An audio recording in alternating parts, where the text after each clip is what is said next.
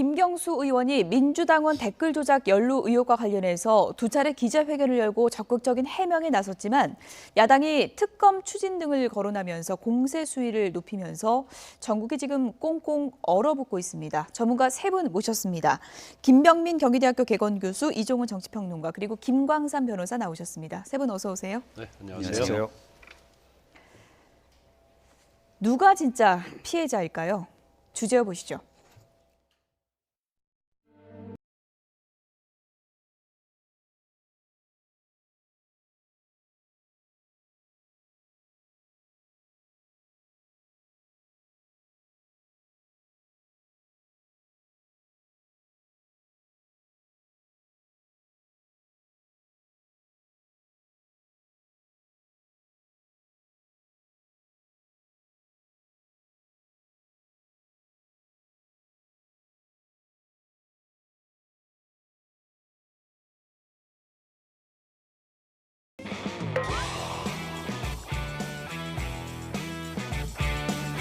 여러분, 드루킹을 비롯한 소수의 개인 일탈행위입니까?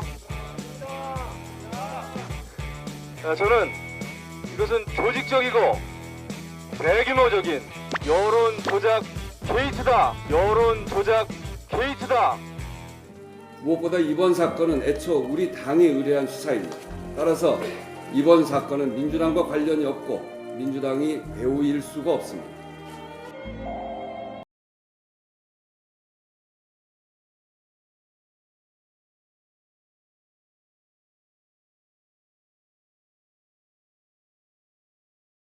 일로 덮어 씌우려다가 도끼로 자기 발등 찍은 일이다. 실패한 자작극이다. 실패한 자작극이다.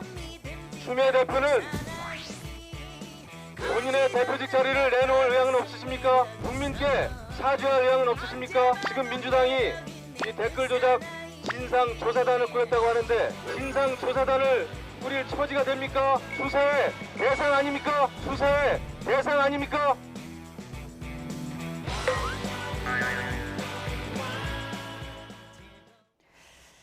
네, 서로 피해를 봤다 이렇게 주장하고 있는 상황인데요. 김병민 교수님, 네. 민주당이 우리도 피해자다. 고소를 했으니까 피해자는 맞는 겁니까? 어떻게 되는 겁니까? 실제 피해자는 예. 국민인 거죠. 그러니까 인터넷상의 포탈에서의 여론이 조작됐고 예. 그 조작된 여론들을 진짜 여론처럼 믿게 만들었던 그들의 가해자가 있는 것이고요. 지금 현재까지 나타난 정황에서는 지난 1월 달에 있는 댓글이 조작이 있었지만 이것을 넘어서 지난번 대통령 선거까지도 댓글을 조작했다라는 정황들이 드러나고 있습니다. 예. 물론 여기에 민주당이 개입됐다라고 하는 정황 증거는 없지만 적어도 김경수 의원이 이 드루킹과의 관계 속에서 메시지를 주고받은 정황이 있기 때문에 여기서 국민을 기만하고 여론을 조작한 실체가 어디까지인지를 밝혀낼 필요가 있는 거고요. 예. 그것을 지금 여당과 야당이 나눠서 우리가 서로 피해자다라고 주장하는 것들은 의미가 없다고 봅니다. 다만 이 모든 것들에 대한 피해자가 국민이기 때문에 여기에 대해서 충분하게 국민의 알 권리를 위해서 그리고 문제가 제기가 됐다면 그 부분에 대해서 명확한 수사가 이루어져야 되는데 적어도 현재까지는 국민들이 바라보는 관점에서 명확한 수사가 정확히 진행됐다고 보기는 어려운 측면이 있습니다. 예, 수사가 더 깊게 진행이 돼야 누가 진짜 피해자인지 가릴 수 있을 것 같은데 경찰이 지금 이제 핵심적인 부분이 대선 기간에도 댓글 조작이 이루어졌느냐 이 부분 아니겠습니까?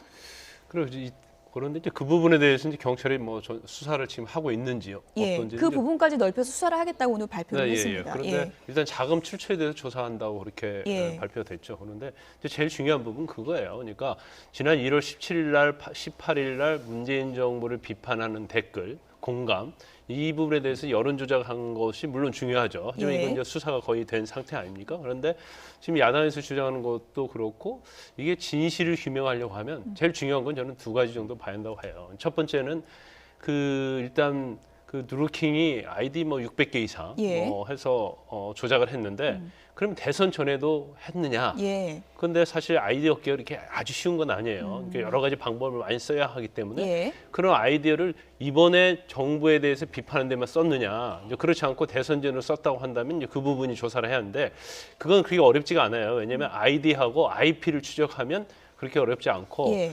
그다음에 두 번째는 이렇게 누름나무라는 사무실을 운영하는 데 있어서 굉장히 많은 돈이 쓰여진단 말이에요. 그렇죠. 그 임대료만 해도 485만 원, 직원도 20, 30명, 또 휴대폰 170개를 관리하는 비용, 그러면 적어도 뭐 몇 천까지 들어갈 수 있다는 거기 예. 때문에 이 자금에 대해 출처에 대해 수사를 하면 예. 어느 정도는 좀 윤곽이 좀 나올 가능성이 크다는 거죠. 수사 이제 쟁점은 잠시 뒤에 또 다시 얘기를 좀 해보도록 하고요. 민주당이 우리가 피해자라고 하는데 피해자라고 주장한 쪽이 또 있습니다. 그래픽 보시죠. 청와대에서 오늘 이렇게 얘기를 했습니다. 우리가 진짜 드루킹 피해자다라고 했습니다. 대선 과정에서 어찌 됐는지 알 수 없지만 드루킹 등 그분들이 이제 도와줬으니까 자리 달라고 이제 한 것이고 우리가 안 들어주니까 앙심을 품고 우리를 공격한 거다. 그러니까 우리가 피해자고 우리가 당했다. 이렇게 표현을 했습니다. 그리고 핵심은 과연 매크로를 갖고 돌렸느냐 안 돌렸느냐 이게 사건의 본질이다. 그래서 추미애 대표도 고발을 한 건데 이 본질은 다 없어지고 이런 상황까지 왔다라고 얘기를 했고요. 오히려 김경수 의원 같은 최측근이 추천을 했는데도 인사에서 우리가 걸러냈다는 건 이 부분은 좀 칭찬을 해줘야 되는 거 아니냐라고 기자들에게 반문을 했습니다. 어떻게 보십니까? 핵심은 매크로가 아니고 핵심은 사람이죠. 예. 그러니까 매크로를 돌린 사람들이 이제 문제인 거죠. 또 그 사람들로 하여금 누가 또 그 매크로를 돌리게 했다면 그 배후 인물도 지금 이제 문제인 것이고요. 지금 저는 청와대도 그렇고 더불어민주당도 피해자다라고 그 관계자들이 얘기하는 거 일면에 그 진실은 있다라고 저는 생각을 해요. 예. 왜 그러냐면 아마 김경수 의원과 예. 드루킹이 어떤 관계를 맺었고 서로 어떤 일을 해왔는지에 대해서 아마 당 쪽에서도 몰랐을 가능성이 높습니다. 그리고 지금 청와대에서 일하고 있는 대부분의 그 참모들도 대선 캠프에 관계를 했고 김경수 의원하고 아주 가깝게 지낸 사람들을 제외하고는 아마 이게 어떻게 돌아갔는지를 몰랐을 가능성이 높다.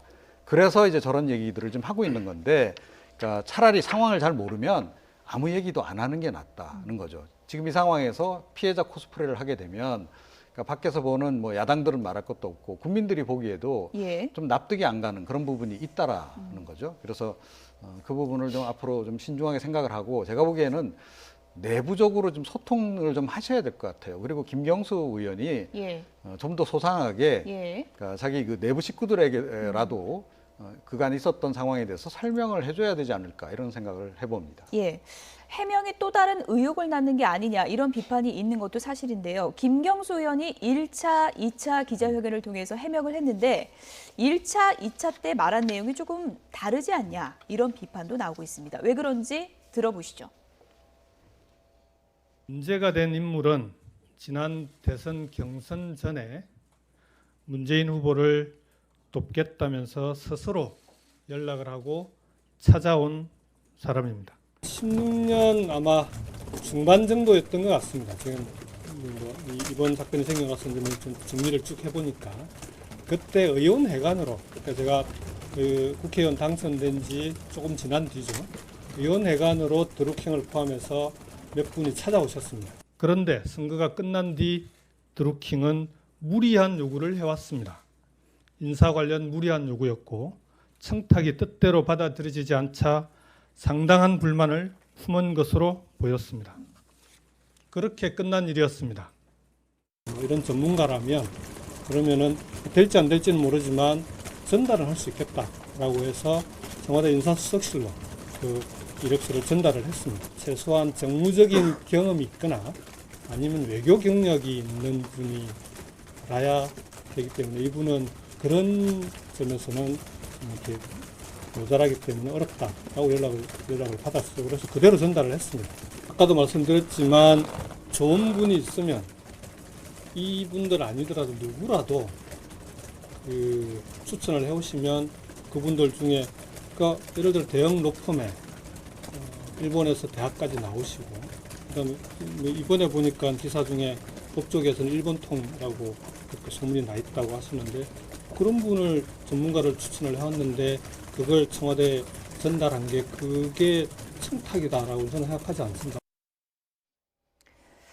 무리한 청탁일까요? 아니면 추천일까요? 1차, 2차 기자회견을 저희가 이제 대비해서 들어봤는데 사용하는 용어가 완전히 좀 달라졌다는 걸 알 수가 있습니다. 네, 추천이냐 청탁이냐 굉장히 중요한 대목이라고 볼 수 있고요. 사실 최순실 국정농단의 핵심이 국가에 대한 인사 과정에서 최순실 씨가 개입을 했다. 박근혜 전 대통령이 신년에 기자들을 불러다 모아놓고 여기 있는 여러분들 누구나 추천할 수 있습니다라는 얘기를 해서 국민적 공분을 자아낸 적이 있죠.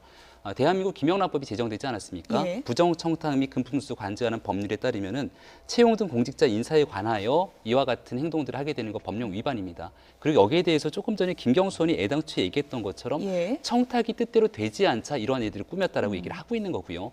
백원우 민정비서관을 마지막에 만나게 됐던 경위도 여기에 대해서 무리한 협박조가 있었기 때문에 인사팀이 아니라 이 민정에서 만났다는 얘기를 하게 되지 않습니까? 그렇죠. 여기에 대해서 방금 전에 말씀했던 김영란법 제7조에 따르면 공직자에게 이런 부정청탁을 하게 됐을 경우는 이것이 부정청탁이다라는 걸 상대방에게 알려야 되고요. 이게 반복됐을 경우에는 상급자에게 이걸 보고하게 돼 있습니다. 예. 그러니까 이러한 과정들이 과연 있었는지 여부가 저는 중요하다고 보고요.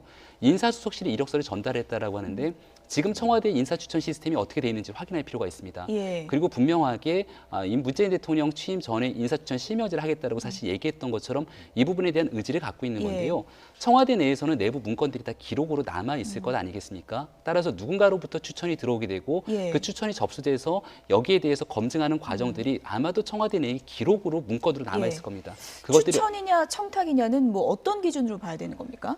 참 어려운 문제. 예, 그게 좀 어려운 기준점이 예, 예. 상당히 모호할 수 있는 것 이제 같은데요. 추천 자체는요. 예. 그러니까 추천을 권한이 있는 사람이 있겠죠. 그러면 예를 들어서 뭐 청와대가 됐건 예. 아니면 일반 공공기관에서 이번에 누구 어떤 자리가 있는데 좀 추천을 해달라. 그러면 그건 추천이 되겠죠. 예. 그런데 좀 약간 인사수석에 추천했단 말은 약간 지금 뭐 청탁에 좀 가깝지 않냐 그런 생각이 들 수 있어요. 왜냐하면 김경수 의원이 기자회견을 한 바와 같이 그렇죠. 드루킹이 부탁을 해서 무리한 청탁이라고 지인을 그랬죠. 예. 갖다가 오사카 총영사로 해달라 이렇게 얘기를 했잖아요. 그러면 이것이 과연 추천이라고 볼 수 있을지 물론 시각에 따라 다를 수는 있습니다. 그리고 뭐 법적으로 추천과 청탁의 개념이 명확하지는 않아요. 그렇지만 이건 개인적인 관계에 의해서 인사를 부탁한 거잖아요. 그러면 이것은 인사 청탁으로 볼 가능성이 좀 크지 않나 싶습니다. 예. 기준점이 참 모호하다고 말씀을 해주셨는데 청와대에서는 이렇게 해명을 했습니다. 함께 보시죠. 김경수 의원 2차 기자회견에 대해서는 일단 오히려 잘 됐다. 그냥 속 시원히 다 말하라고 했다라고 이제 얘기를 했고요. 그리고 이제 민정비서관이 드루킹이 추천한 사람을 만난 이유에 대해서는 민정에서 조사할 때는 처음부터 바로 당사자 바로 만나지 않고 주변 사람부터 원래 탐문해서 만난다라고 설명을 했고요. 드루킹을 만나려고 했더니 긴급 체포가 돼서 구속된 상황이었다. 인사 청탁이 아니라 추천이다. 이 부분에선 우리가 자신이 있다. 이렇게 얘기를 했습니다.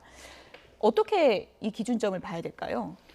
저거를 청와대에서 청탁이다 아니다라고 지금 이야기하는 것 자체가 약간 어불성설입니다. 그러니까 바깥에서 일어나는 일들을 어떻게 다 압니까? 그러니까 이 사람이 추천서가 들어왔는데 예.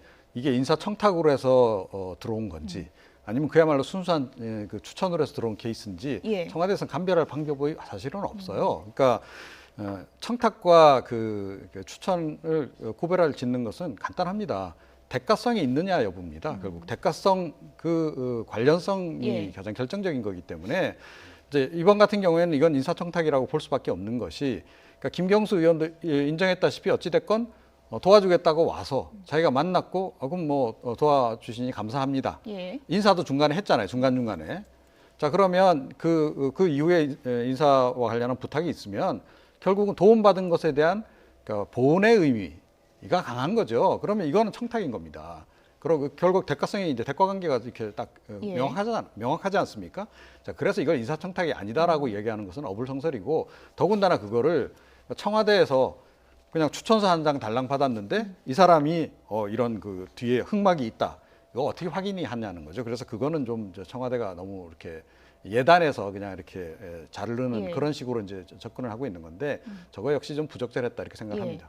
김경수 의원이 어제 해명하기로는 반협박까지 당해서 이걸 보고하지 않을 수 없었고 상황을 다 이제 전달한 바가 있다라고 이제 해명을 했는데 한 가지 궁금한 것이 드루킹을 또 직접 만나려고 했는데 알고 보니까 구속된 상황이었다는 거는 그 전에 이렇게 돌아가는 거를 보고받지 못했을까 이런 의문이 좀 드는데요. 그러니까 여기에 대해서 청와대 해명이 자꾸 바뀌는 것이 사실 국민적 의혹을 증폭시키는데요. 김경수 의원의 처음의 해명에는 청와대와 연계성을 아예 부인했었죠. 예. 하지만 그 이후에 청와대에 추천했다는 것을 얘기하게 되고 그리고 여기에 대해서 백원우 민정비서관이 만난 사실을 확인하게 됩니다. 근데 만난 시점에 대해서 약간의 좀 다른 부분들이 존재하게 되는데요. 우리가 정확하게 3월 말 정도에 돼갖고서는 결국 드루킹이 체포되고 구속이 되게 됩니다. 그렇다면 당연하게 인사추천 과정에서 이 예. 추천이 일단은 처음에는 거부를 했지만 그럼에도 불구하고 끊임없이 얘기를 했기 때문에 재차 검증을 통해서 만났다라면은 드루킹이 구속되기 직전에 만나야 되는 게 정상이라고 볼 수가 있는 예. 건데 알고 보니까 드루킹이 구속되고 난 이후에 청와대 민정비서관이 만났다는 겁니다. 예. 이 사실을 알고 있었냐라고 얘기하고 있으니까 여기에 대해서 청와대 해명은 당시에 만났을 당시만 하더라도 드루킹의 구속 여부는 알지 못했다라고 얘기를 하는 거죠. 그러니까 지금 드루킹이 이미 구속이 돼 있는데 구속되기 직전에 협박했던 부분들을 가지고 만나는 것과 구속되고 난 이후에 만나는 것은 또 차원이 굉장히 다른 영역 예. 아니겠습니까?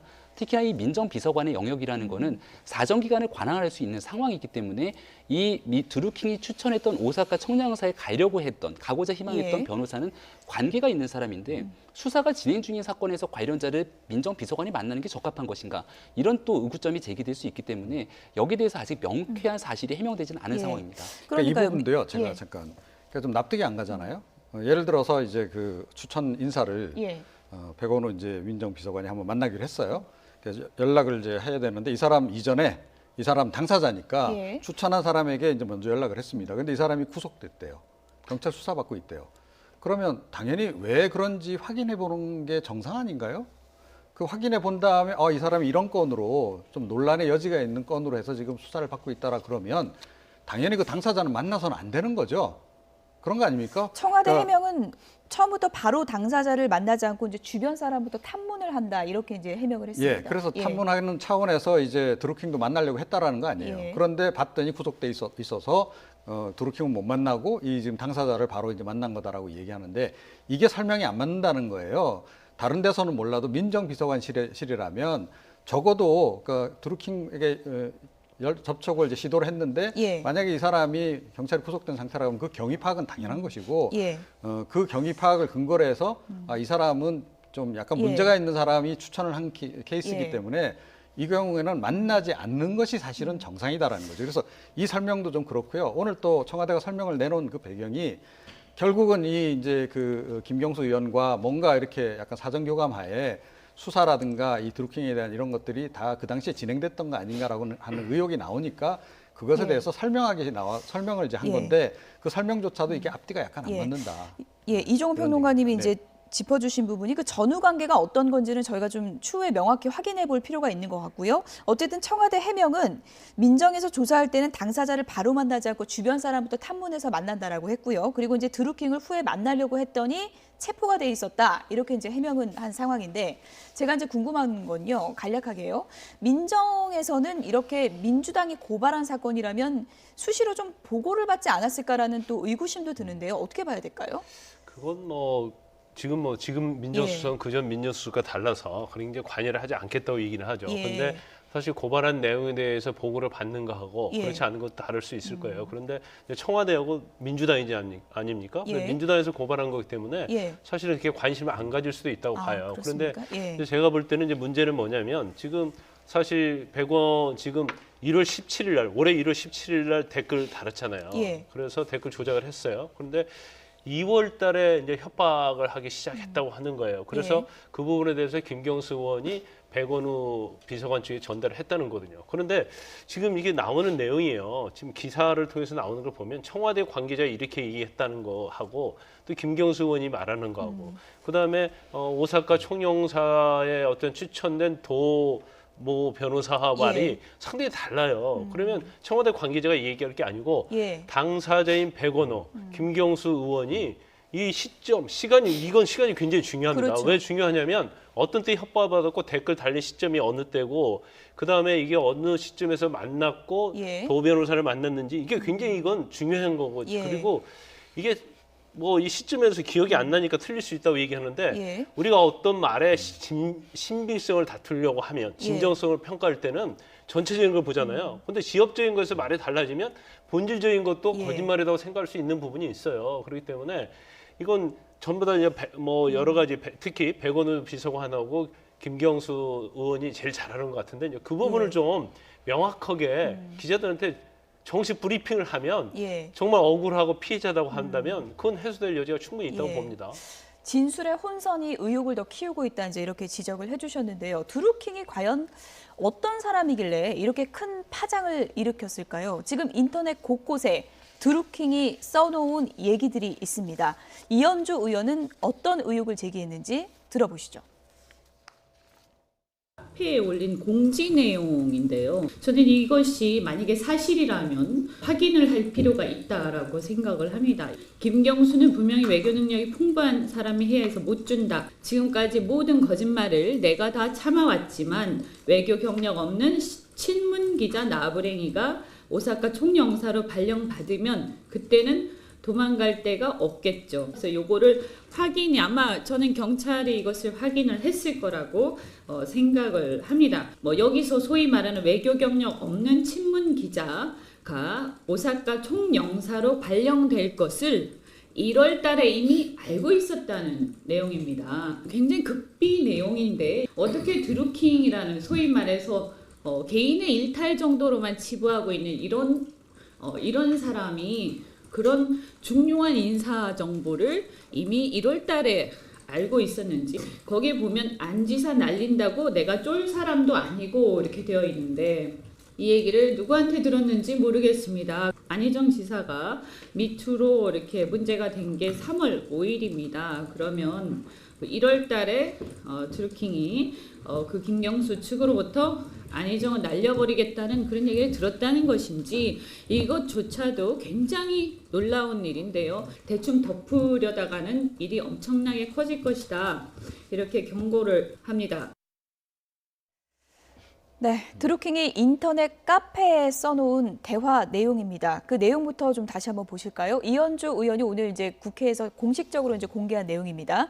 이 카페 내용이 이제 1월 거라고 이제 이현주 의원이 한번 짚어줬고요. 내용이 다시 한번 정리하면 이렇습니다. 오사카 총영사 발령 인사를 지난 1월에 미리 알고 있었다는 내용, 그리고 지난 3월에 미투 불거진 안희정 전 지사 문제도 1월에 미리 알고 있었다는 얘기가 됩니다. 이 카페에 적혀 있는 내용만 보면 그렇게 되는데 이게 일종의 무슨 예언자도 아니고요. 좀 깜짝 놀랄 만한 내용 아닙니까? 지금 이제 이거를 시계열로 쭉 놓고 분석을 해보면요. 예. 그러니까 충분히 그런 개연성이 이제 그 포착이 됩니다. 그러니까 뭐냐면 김경수 의원이 스스로 얘기한 내용이 뭐냐면 그러니까 대선이 끝난 직후에 찾아와서 예. 오사카 총영사를 부탁을 했다는 거죠. 그럼 대선 끝난 직후라 그러면 뭐 5월 아니면 6월 뭐 그 무렵입니다. 그러니까 지난해 그 시점이죠. 자, 그런데 오사카 총영사 사실은 이제 임명된 것은 올해 들어와서 3월 달이란 말이죠. 자, 그러면 그 사이에 이제 부탁을 했어요. 그리고 김경수 의원이 얘기를 했죠. 그렇게 부탁을 받아서 곧바로 청와대 인사수석실에다 전달을 했다. 예. 그런데 좀 시간이 지난 다음에 이 사람은 좀 어려울 것 같다라고 얘기를 해서 그걸 또 드루킹에게 전달해줬다. 그런데 그 과정에서 어쩌면 배경 설명을 했을 수도 있다. 속 깊은 얘기를 했을 수도 있는 거죠. 그러니까 왜 그러면 이 사람이 안 됩니까라고 얘기를 했을 때 예. 사실은 유력한 후보자가 이러이러한 사람들이 있다. 예. 그래서 안 될 이 사람은 좀 되기 힘들 거다. 청와대 의중은 아마 이런 쪽으로 지금 가려는 것 같다라고 김경수 의원이 어쩌면 귀뜸을 해줬을 가능성이 없잖아 있다. 자, 이 얘기는 사실은 또 뒤집어 보면 어떤 얘기냐면 두 사람이 그런 속 깊은 얘기까지 할 정도가 아니었느냐. 인사 문제까지 얘기할 그렇죠. 정도로. 예. 그렇게 이제 우리가 추정을 해볼 수 있는 그런 그 상황입니다. 예.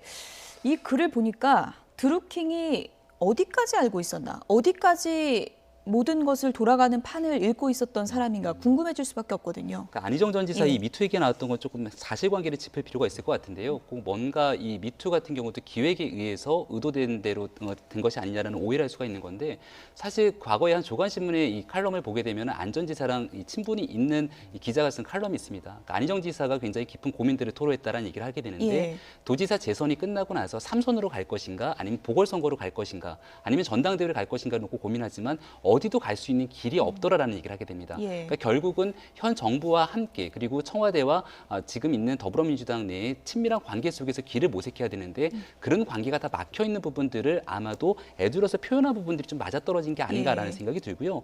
두 번째 하지만 제일 중요한 거는 오사카 총영사에 내정될 것 결국은 오태규 전 한겨레 기자가 내정이 돼갖고 그렇죠. 3월 27일에 발령이 나게 되는데 3월 27일 훨씬 이전에 친문 성향의 언론인이라고 딱 규정을 해놨기 때문에 이 부분에 대해서는 이미 사전에 누군가로부터 정보를 받지 않았을까라는 거거든요.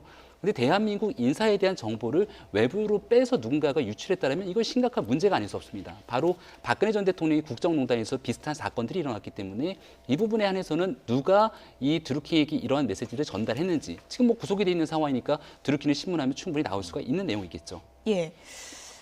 지금 이제 구속된 상태이기 때문에 드루킹이 뭐 이런 의혹에 대해서 직접적인 뭐 입장을 밝힐 수는 없는 상황인 거고 이것이 이제 수사를 통해서 입장이 나올 수 있는 건가요? 어떻게 봐야 될까요? 이제 드루킹의 입장에서는요. 예. 지금 1월 17, 18일자 그 댓글 여론 조작과 관련돼서 이제 그 부분만 가지고 본인이 처벌받고 싶어 할 거예요. 이게 만약에 이게 소급해서 수사를 한다랄지 그렇게 되고 만약에 현 정부와 관련이 있다거나 아니 현 정부는 아니죠. 민주당의 뭐 인사와 관련이 있다거나 이제 그런 것들이 드러나고 예. 또 그 이전 것도 만약에 댓글 조작이 드러난다고 하면 형이 훨씬 더 높아질 가능성이 크겠죠. 그러니까 자기 이익을 위해서라도 설사 이전에 그런 일이 있다 하더라도 말하지 않을 가능성이 크다 이렇게 봅니다. 하지만 뭐 심경의 변화는 일어날 수 있겠죠. 예를 들어서 지금 본인이 하는 드루킹의 자료 창고 이거 자체도 예. 사실은 개방을 안 했다가 폐쇄했다가 다시 개방을 다시 하지 열었죠. 않습니까? 예. 그러면 본인도 지금 구치소 안에서 많은 생각을 하고 있거든요. 예. 그래서 본인이 정말로 이 댓글 하나를 하고 그전에는 안 했는지 또 했다고 한다면 또 뭐 본인이 어떤 자백을 할 것인지 이제 그런 부분인데 근데 아까 말씀드린 것처럼 경찰에서 추적을 해서 사이버 팀에서 추적을 해서 그런 부분이 나오면 본인이 그건 인정하지 않을 수 없는 부분이 예. 있거든요. 그렇기 때문에 수사의 의지를 가지고 한다고 하면 뭐 진실을 밝히는 데는 뭐 커다랗게 예. 문제가 없다 이렇게 봅니다. 근데 제가 보기에는 그 드루킹이 심경 변화를 일으킬 개연성이 지금 상당히 높아졌다고 생각을 해요. 왜냐하면 그러니까 지금 김경수 의원을 비롯해서 지금 뭐 더불어민주당 말할 거 없고 청와대도 그렇고 그러니까 지금 드루킹에게 모든 지금 이제 어떻게 보면 범죄라든가 혐의라든가 이런 거를 지금 이제 다 몰아가는 그런 상황이 예. 돼버렸다는 겁니다. 그러면 실제로 어떤 일이 있었는지는 모르겠으나 드루킹 입장에서도 그러니까 뭐 이렇게 되면 그러면 같이 죽자. 뭐 차라리 나 혼자 죽을 수는 없다라고 만약에 생각이 돌아가고 또 이 사람의 그 성정으로 봤을 때 좀 그럴 개연성이 없잖아 있어요. 그 동안에 그 회원들하고 카페라든가 이런 데서 이렇게 주고받은 대화, 단톡방에서 주고받은 대화 내용을 보게 되면, 그러니까 좀 성격 자체가 그렇게 예. 뭘 참는다든지 그런 성격은 아닌 것 같거든요. 그렇다라고 전제하면, 그러니까 엄청난 폭로전에 나설 가능성도 없잖아 있다. 근데 예. 그 폭로만 해서는 사실은 이제 큰 위력을 발휘하기 어려운 거고요. 이제 폭로와 더불어서 실제로 여러 가지 이제 물증들이 이게 결합이 되버리는 예. 상황이 온다 그러면 이제 김경수 의원이 상당히 곤란해지는 상황이 올 수도 있습니다, 사실. 네. 드루킹 정국 속에서 지금 국회는 빙하기로 가고 있습니다. 주제어 보시죠.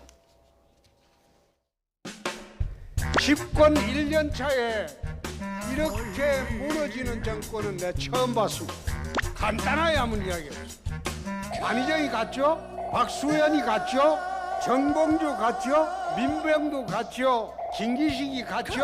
지금 김경수가 지금 가는 중입니다. 이 문제 밝히지 않으면 국회 열지 않을 겁니다. 국회 열지 않을 겁니다.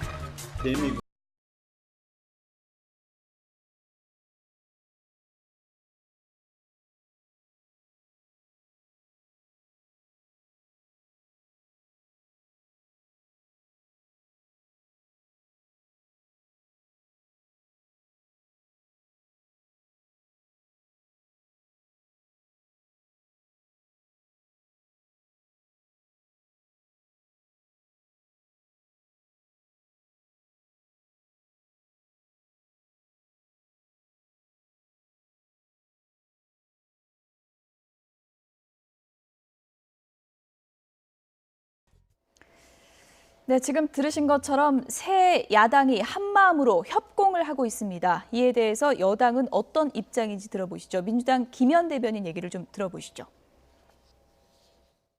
김경수 의원의 성품이 이 누가 찾아오고 뭐 이러면은 만나죠. 그리고 네. 그때 당시만 하더라도 문재인 대통령을 돕겠다, 지지하겠다, 자원봉사하겠다 이런 분들에 대해서 만약에 홀대를 한다거나 끊어내면 이분들이 또 매우 안 좋은 얘기를 많이 하고 다니잖아요. 그렇기 네. 때문에 정성껏 만나는 것은 기본입니다. 정치인은. 다른 의원들은 접촉한 게 없답니까? 아직 안 나옵니다. 아직 안 나오고 제가 볼 때는 예. 이분이 뭐 좀 더 조사가 필요하겠지만 예.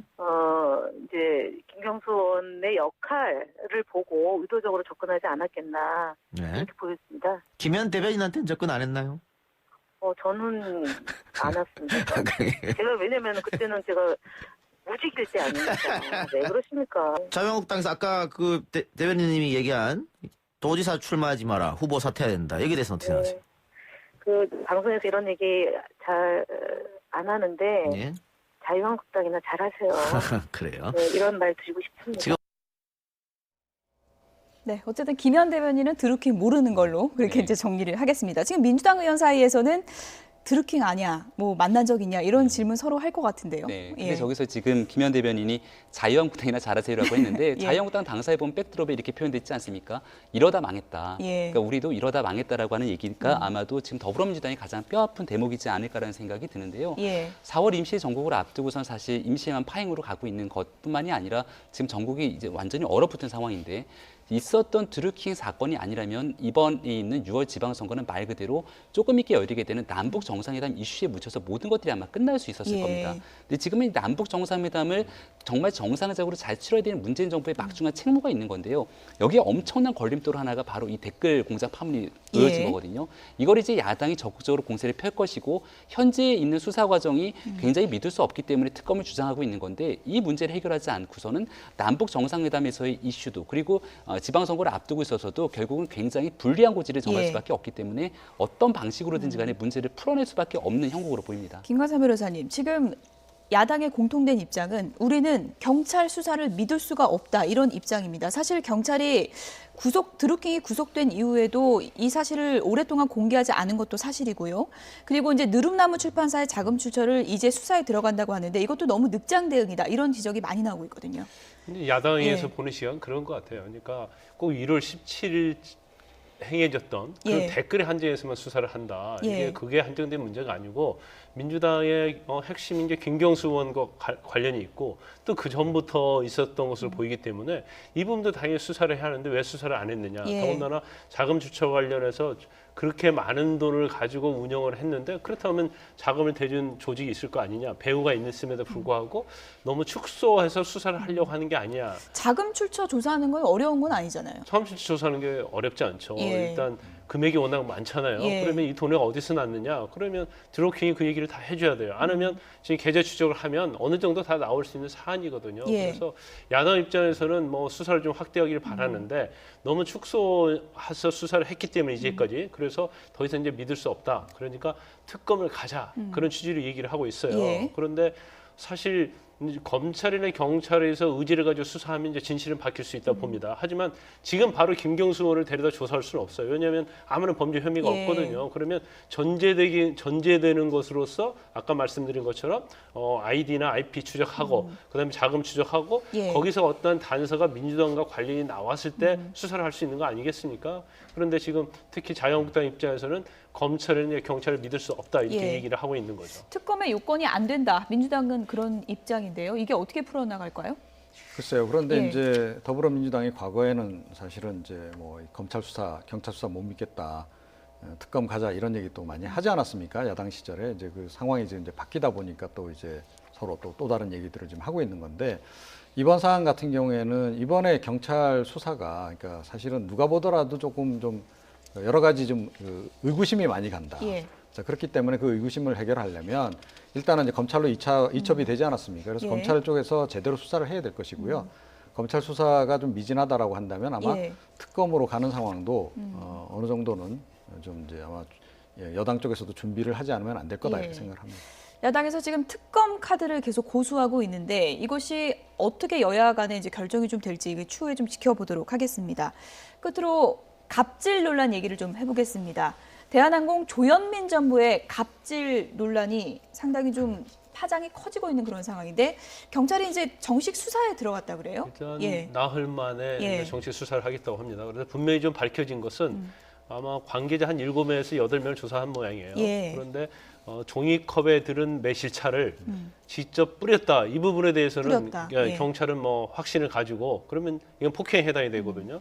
그런데 아직 그 유리컵을 던졌느냐, 예. 아니면 뭐 바닥에 던졌는데 물이 맞았느냐, 이제 그 부분에 대해서는 경찰이 아직 확실하게 증거를 잡지 못한 것 같아요. 그 용어가 중요한 거죠. 던졌다, 밀쳤다. 이게 어떤 차이가 있나요? 그렇죠. 그러니까 예. 아니 뭐 그냥 유리컵을 바닥에 던졌는데 물이 튀었다. 예. 그러면 상당히 애매한 부분이 있어요. 예. 그런데 유리컵 자체를 갖다가 상대방 몸에 던졌다. 그러면 유리컵 자체는 위험한 물건 또는 흉기가 될 수 있거든요. 그러면 폭행에서 특수 폭행이 되는 겁니다. 그러면 형량도 굉장히 무겁고 또 우리가 반의사불벌죄라고 해서 상대방이 나는 처벌을 원하지 않습니다 해도 예. 경찰은 처벌할 수밖에 없어요. 그래서 그 부분이 굉장히 중요한 부분이죠. 그럼 어쨌든 간에 일단 물을 뿌린 것, 그러니까 종이컵에 든 매실액을 뿌린 건 이미 인정이 됐기 때문에 예. 범죄가 확실한 걸 전제로 해서 유리컵 관련된 건 이제 수사를 계속 하겠다. 그런 예. 취지로 출국 정지를 한 거죠. 조현민 씨에 이게 대해서. 그러니까 바닥에 던졌다, 나를 향해 던졌다 이것도 보는 사람에 따라서 상당히 좀 다를 수 있는 건데 이건 목격자 증언에 의존할 수밖에 없는 건가요? 그렇죠. 목격자 증언이고 이제 당사자가 예. 과연 유리컵이 나를 향해서 달려왔는 그런데 사실은 그건 불분명하지 않아요. 그런가요? 그렇죠. 예. 조현민 씨는 그렇게 얘기할 수도 있지만 상대방의 입장에서는 뭐 유리컵이 나한테 달려왔는지 유리컵이 예. 나한테 맞았는지 그건 예. 확실히 얘기할 수 있죠. 예. 그렇지만 그 부분을 좀 애매하게 예. 얘기를 하고 있지 않는가 싶습니다. 지금 뭐 목격자 증언도 조금씩 다른 부분이 있기 때문에 이게 앞으로 어떻게 좀 해결될지는 지켜봐야 될 것 같고요. 조현민 전무의 갑질 하루 이틀이 아니었습니다. 잇따라 증언이 나오고 있는데요. 좀 들어보시죠. 조현민 전무가 근무하던 곳은 본사 건물의 6층인데요. 예. 보통 전해 듣기로는 뭐 조 전무는 보통 일주일에 2-3번 정도, 뭐 기분이 좀 좋을 때는 일주일에 한두 번, 무슨 통과 의례처럼 항상 고성을 지른다고 들었습니다. 그래서 본사 근무했던 사람들은 대부분 다 알고 있고요. 또 요즘에는 비행 중인 기장에게 계속 메시지를 보내서 이 회장님 탄 비행기가 혹시라도 지연이 될까봐 과도하게 소위 말하는 케어를 하는 거죠. 그래서 비행 중에 메시지 수신하느라 이 정상적인 비행에 지장을 받을 정도로 과도하게 한다고. 그래서 저희들끼리 농담으로 대통령 전용기도 이렇게는 안 하겠다고 그렇게 생각했습니다. 회장 본인이 직접 고객 컴플레인 글에 답글을 달고 있는데요. 예. 그 직원 중 누군가가 잘못을 하게 되면 그 해당 직원에 대해서 답글을 해병대 캠프에 보내라. No mercy. 자비를 주지 마라. 이제 회사 내에서 이제 오너 일가가 거의 공산국가처럼 자기들이 원하면 뭐든 다 할 수 있는 구조로 되어 있고요. 네. No mercy 하면서 본인은 이제 사과를 하면서 양해를 좀 구한다 이런 표현을 썼는데 그러니까 운행 중인 기장한테까지 이렇게 문자 메시지를 보내고 갑질을 했다는 거 아닙니까? 그러니까 이게 예. 이제 전직 대한항공 직원들에 대한 얘기지 않습니까? 이 사건이 만약 일판파 커지게 돼서 보다 많은 증언들이 쏟아지게 된다라면은 운행 중인 기장에게 저와 같이 운행을 방해하는 행위란 것도 아마 법적으로 처벌받을 수 있는 소지가 있을 수 있습니다. 지금 현재 대한항공의 총수 일가가 벌이고 있는 일부 행위 때문에 대한항공 전체의 이미지에 실추가 됐다라고 그렇죠. 해서 직원들이 무슨 죄입니까? 직원 노조가 예. 나서서 성명서를 발표하지 않습니까? 한 가지 더 황당한 것 중에 하나는 지금 외신이 이 문제를 앞다퉈 보도하면서 대한민국의 신조어가 있다라고 하면서 갑질이라고 하는 영어를 대한민국 말로서 스페링을 그대로 따갖고선 보도하고 예. 있는 건데요. 이게 조금 지나서 만약에 옥스퍼드 대사전 등에 이 갑질이라는 단어가 등재될 수도 있는 겁니다. 지금 외신이 앞다퉈 보도했을 때 땅콩 분노 사건의 여동생이 갑질했다 뭐 이런 표현을 쓰게 되고 있기 때문에 예. 다른 회사도 아니고 코리안 에어, 대한항공이라고 하는 이 우리 국민들의 이름을 가지고 하는 회사에서 하고 있는 갑질이 국민적 분노를 굉장히 자아내고 있는 건 예. 사실인 것 같습니다. 지금 뭐 출국 정지까지 이뤄진 그런 상황인데 사퇴 여론이 갈수록 높아지면은 지금은 대기 발령 상태라고 하는데 어떤 조치가 이루어져야 될까요? 이게 뭐 법적인 부분만 중요한 건 아니지 않습니까? 글쎄요. 그러니까 이제 법적인 부분은 법적인 부분이고, 예. 그러니까 도의적인 부분은 도의적인 부분이죠. 그러니까 도의적인 부분을 대한항공에서 이제 어떻게 이제 이게 판단을 내려서 대응을 하느냐에 따라서 고객을 잃느냐 마느냐가 이제 결정되지 않을까 이렇게 생각을 하고요. 예. 그러니까 뭐 사실은 이제 대한항공이 그 동안에 이런 그 오너 일가의 여러 가지 이제 갑질에 대해서 저는 그렇게 제대로 그러니까 초기에 대응을 제대로 못했다라고 저는 생각을 하거든요. 이번 같은 경우에도 좀 비슷하게 흘러가는 것 같아요. 그러니까 대기 발령 낼 문제가 아니죠, 이거는. 곧바로 사실은 이제 일단은 그 측에서 해임을 시키고 나서 그다음에 법적인 판단 받고 그러고 나서 나중에 기회가 되면 다시 이제 또 복권을 시키더라도 그런 순서로 갔어야 되는데 일단은 이제 초기 대응 실패한 것 같고 그리고 이게 보니까 이제 이번 이 일이 이게 뭐 굉장히 습관적으로 늘 또 이렇게 예. 의례적으로 이루어져 왔다는 거 아닙니까? 대한항공 그 기장님들도 그렇고 기장님들 사실 월급 많이 예. 받고 좀 편하게 지내는 줄 알았더니 굉장히 고생이 많으셨네요. 예. 정신적 피해가 이제 상당했을 것 같다는 생각이 드는데 어떻습니까? 법적으로 좀 따져보면은 뭐 특수폭행 혐의가 적용될 것이다 이런 얘기가 있는데 처벌은 어느 정도 선에서 이루어지게 될까요? 이건. 근데 사실 일반적으로 일반 폭행은 예. 아까 말씀드렸지만 피해자가 처벌을 원하지 않으면 별게 없어요. 근데 특수폭행 같은 경우는 처벌하는데 예. 사실 뭐 칼을 든 것도 아니고요. 예. 그리고 뭐 병을 또 뭐 머리를 친 것도 아니기 때문에 일반적인 상황에서 그렇게 처벌이 무겁지 않아요. 근데 이 과정을 굉장히 중요시하는 거거든요. 우리가 예. 죄질을 볼 때 예. 뭐 단순히 뭐 친구끼리 폭행하는 거하고 또 이렇게 상습화되고 일반적인 이런 폭행이 해가지고 그 과정에 있어서 도저히 묵과할 수 없는 경우가 생기면 아무리 법정이 낮다 하더라도 구속도 할 수 있는 거고 그래요. 그런데 예. 사실 그 조현민 전무 같은 경우에는 지금 계속 또 다른 얘기 계속 나오고 있잖아요. 그리고 지금 조양호 회장과 관련된 부분, 또 부인과 관련된 부분 이런 것들이 지금 오늘 일과 관련된 부분이 뭘 사실을 확인해봐야겠지만 우리가 경악할 수준으로 굉장히 많이 나오고 있어요. 그렇죠. 그래서 아니 그런데 이제까지 대한항공이 저렇게 잘 운영이 된 걸 보면 엄청 신통하다 생각합니다. 기업의 예. 운영에 있어서 중요한 것은 소통, 리더십 그런 얘기를 하잖아요. 그렇죠. 근데 저런 계속 소통하지 않고 리더십이 없는 상태에서 어떻게 기업이 운영됐는가 이런 걸 참 의아하게 생각하는데 지금 조현민 전무 같은 경우는 아무리 그 일반 사람이 하는 행위에 대해서는 가볍다 하더라도 예. 그 과정 그다음에 평소에 일어나는 그런 행위들이 예. 엄청나게 불리하기 때문에 설사 그냥 벌금으로 일반 사람이 끝날 사항도 사실은 예. 구속될 수도 있는 상황이 될 수가 있습니다. 예. 열심히 일하는 대한항공 직원들 그리고 그 항공기를 이용하는 승객들까지 부끄럽게 해서는 안 될 것 같습니다. 김병민 경희대학교 개건교수, 이종훈 정치평론가 그리고 김광삼 변호사 세 분이었습니다. 고맙습니다.